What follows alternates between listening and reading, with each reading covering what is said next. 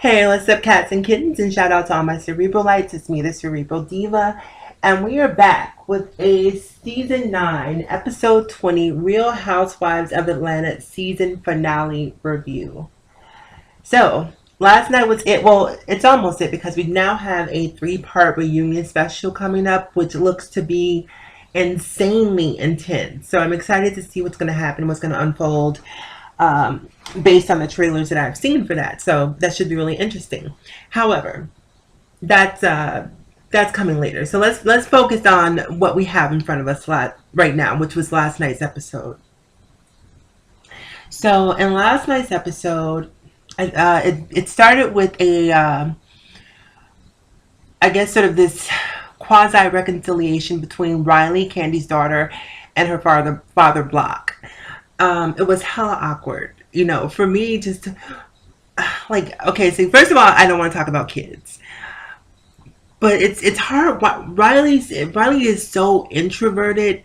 It makes me uncomfortable watching her on TV because it's almost like she does not want to be there, like someone's forcing her to be there. And so because she's uncomfortable, it makes me uncomfortable watching her.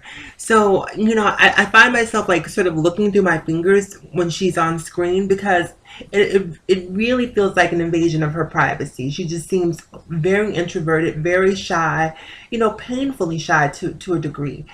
And so there was a reunion between Riley, her dad, and Candy, and Block, which is Riley's father, was, he was really trying to sort of build a bridge to sort of start a conversation between him and Riley, but Riley absolutely wanted no parts of it. She's like, I'm damn near a grown woman now. Like, what do we have to talk about? I don't know you. You're a complete stranger. And this should be a message to fathers.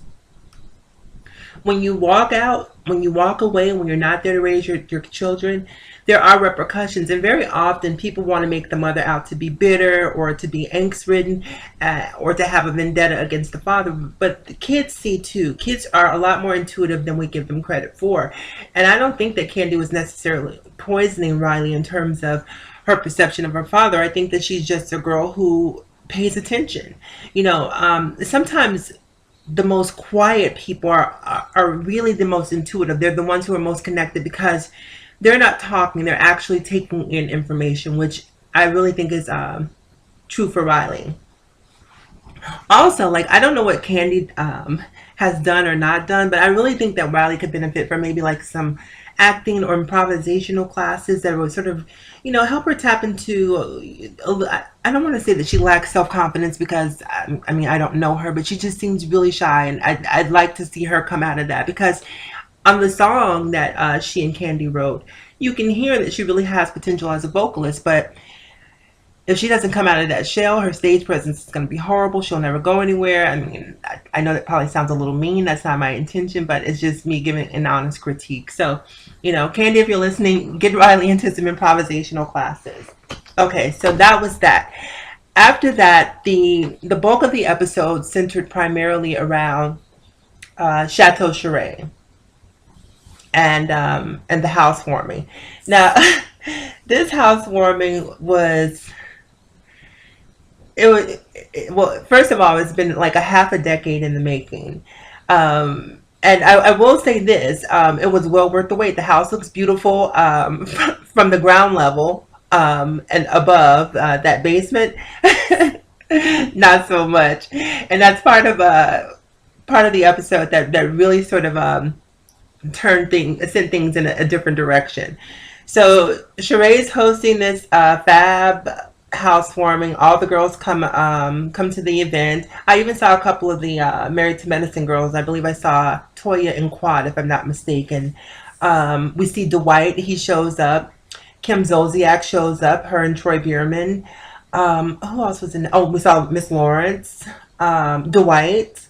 Nene was noticeably absent. I'm trying to think of who else was there. That's pretty much it, aside from the standard cast members. So everyone shows up. Sheree's a little upset prior to the housewarming because her appliances hadn't arrived, and so she was still sort of on pins and needles because she knew. Now this is what's really interesting to me. If you look back and you watch the episode of Kenya's housewarming, before Sheree could even set foot into Kenya's house, she was critiquing the driveway.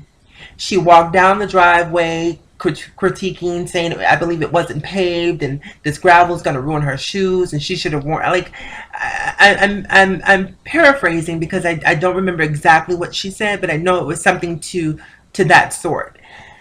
So she goes inside of Kenya's house, and from the moment she's in there, she's critical. She's laughing. She's pointing out imperfections, and so Kenya felt compelled to return the favor. So she comes into Sheree's house, and I don't think she intentionally wanted to do this, but under the guise of looking for a bathroom, she found her way into an unfinished basement. And all hell broke loose. Sheree was not here for Kenya being in that in that basement. Sheree was like, "Oh no!" Like it was like someone had pulled back the curtain to Oz, and and so Sheree didn't want that because Sheree is about pretense. Sheree is about images. She wants to put forth a certain image, and anytime that facade is penetrated or broken down, it makes her feel very uncomfortable. You can even see that with the relationship that she has with Bob. She wants this sort of idealized version of a relationship and of a life. And that's probably why she put so much effort into Chateau Sheree and why it took so long and why she's such a perfectionist, because somewhere along the way, and this is me psychoanalyzing Sheree, I don't know her personally, obviously, but I would think that there was some sort of history of abuse. Well, obviously with Bob, there's definitely some abuse, but I think something preceding Bob, there's some sort of history of abuse that makes her always want to be quote unquote perfect. And so when Kenya went into that basement, it was anything but perfection. And Sheree had a full on conniption. She basically sent her minions down to the basement. They rallied Candy and Kenya up, and went upstairs and reported to Sheree. Where Sheree was upstairs in the bedroom, showing the rest of the girls her bedroom and in the top level of the home. And so they go in there, and they these bitches are in the basement, blah, blah, blah, blah, blah. And Sheree took off from there. So Kenya and Sheree are going back and forth. And Kenya's talking about how Sheree basically hijacked her light fixtures and, basically took her bed and blah, blah, blah, blah, blah. And it's interesting because the editing on this particular episode was actually showing you that Kenya was actually making some valid points. There were a lot of similarities in the decor. So the two of them are going back and forth, and Kim Zolciak Bierman decides to jump into the fray. Why she felt compelled to throw her 2 cents in, I do not know. But I feel like if you dish it, you can take it. Sheree did the exact same thing to Kenya. So Kenya was well within her rights, in my opinion, to give it back to her. Here it is. Revenge is a dish best served cold. So Kenya is basically calling her out on all of the things in her house that were unfinished, and they were unfinished. And I believe Sheree said during Kenya's housewarming that she would have rather postponed it than to have had it in the condition or in the state that it was when Kenya was hosting her opening. So I mean, you can't have one set of rules for other people and then a different set of rules for yourself. So Kenya and Kim sort of get into this heated exchange, and Kim is saying how Kenya wants to be her and she'll never have a real man, and that's why she doesn't have kids. And Kenya is saying, well, I'd rather have no kids than have kids by 3 baby daddies. And so I mean, the claws are out. And then there's this one scene where Kenya basically sort of comments on the fillers, the facial fillers in Kim's face, and compares her to a duck. And right in that moment, I don't know if that was the actual face Kim made or if it was edited, but she made the funniest duck face I think I've ever seen. So it was spot on. So the two of them continue going back and forth, and finally Sheree decides to take off her cape and unveil her cat suit, and that sort of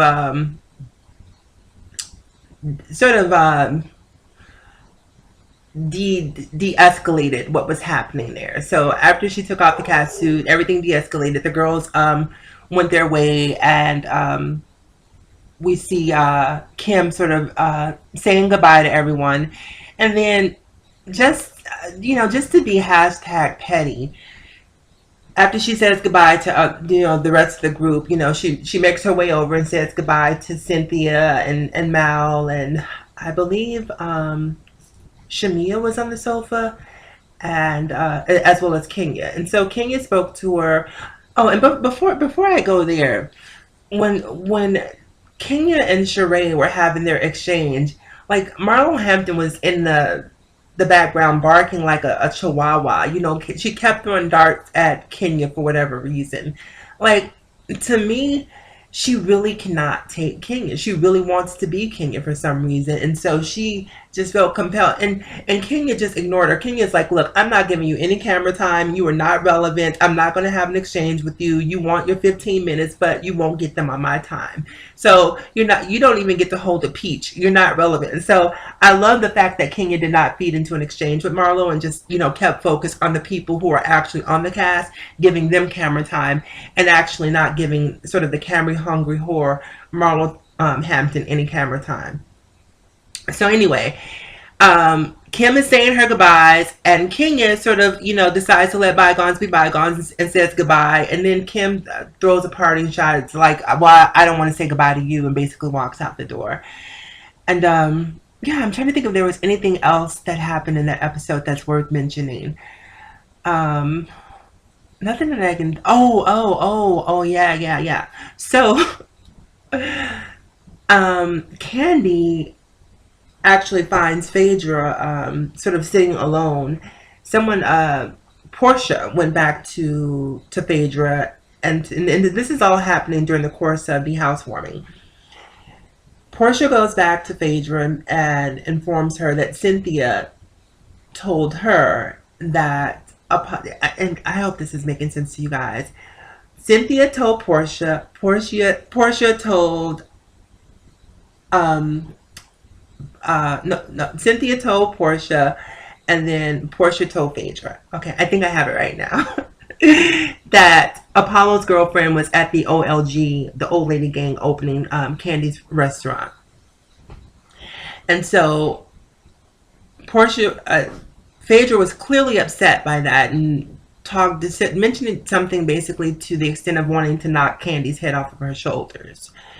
So Candy, not being privy to that threat, if you will, found Portia, sat down, and sort of, informed her about what happened with Apollo's girlfriend showing up, and apologized and let her know that she didn't, have any hand in doing so.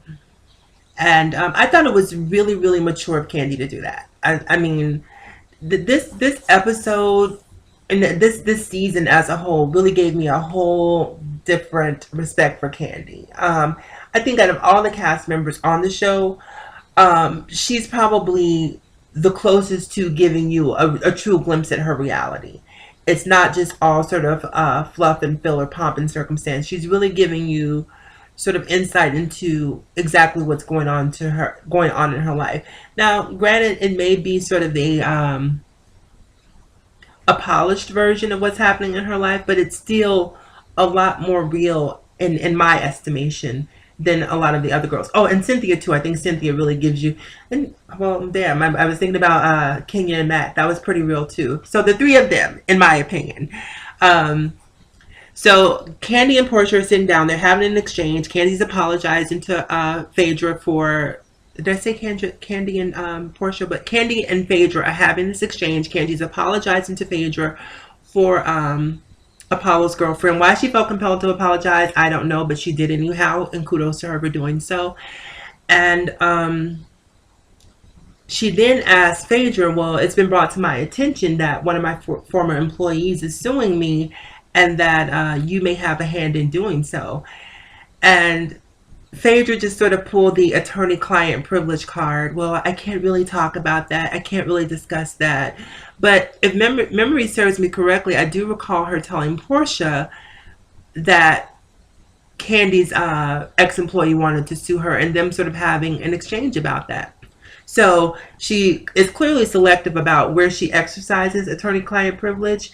And if it were attorney-client privilege, why is it being filmed for Bravo? Because apparently we're all privy to it as well. So I feel like in that particular instance, it was really just a cop out. But all of this is really going to come to a head in the next three episodes, which are the reunion episodes. So we have about 3 more weeks to go before the Housewives of Atlanta is officially over for season 9. Word has it that maybe Cynthia Bailey will be out for season 10. I hope that's not true because I really want to see what dating looks like for Cynthia. See her sort of get her single lady on in the coming season. And what else? And also, word has it that Nene may be coming back. It's been really interesting to see. You know, Nene was sort of. Now, I was a huge Nene fan, season 1 and 2. I think all the way up to about season 3 is where I started to sort of jump the shark as far as Nene goes. But she's been had. It just doesn't seem like she's as relevant since she left the show. She needed that show, and I think she's finding out the hard way that the Real Housewives of Atlanta, it was actually her bread and butter. So it looks like she may be coming back for season 10. I don't know. We'll have to see. But anyhow, you guys, as always in closing, remember to live better, love harder, and think smarter. It's me, the Cerebral Diva, and I will talk to you guys soon. Have a great day.